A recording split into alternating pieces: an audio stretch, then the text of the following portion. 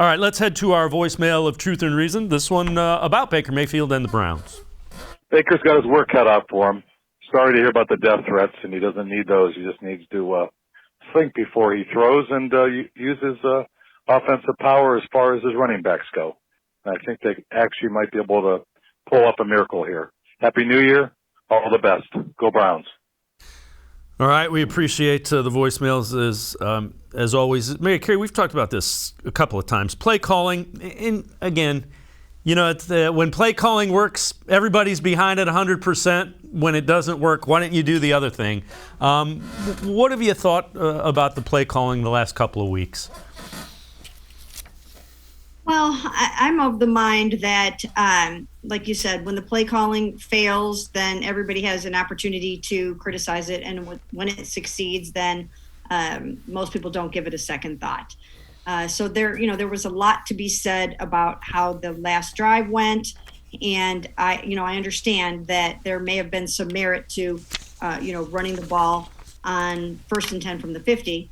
But if you are identifying, or if the other team knows that you're going to do that and they're stacking the box and you get knocked back 5 yards, what's everybody going to say about that? So one of those could have possibly been a run, but what you need to be able to do is execute simple passes in that situation.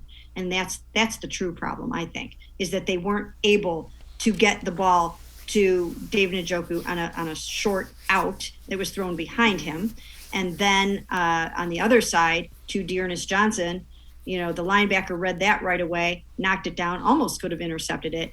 And then once again, the pass that was intercepted, which almost everyone that watched that believed that Donovan Peoples-Jones had been interfered with. But in terms of trying to move and get maybe to the 20, where you would think you'd probably have needed to get to the 20. So you're looking at having to get 30 yards there. You're going to have to pass it at some point. So, as you could see, Nick Chubb was on the sidelines as well. He was gassed at that time, and he wasn't even out on the field. So, it might not have been perfect, but you would expect that, you see teams go down in a 2-minute drill and they complete short passes, and the Browns should have been able to do that. Yeah, and again, at some point in time, you got to execute the plays. It's the same thing. Kevin Stefanski isn't sitting there going, let me see how I can make the defense stand up and stop us.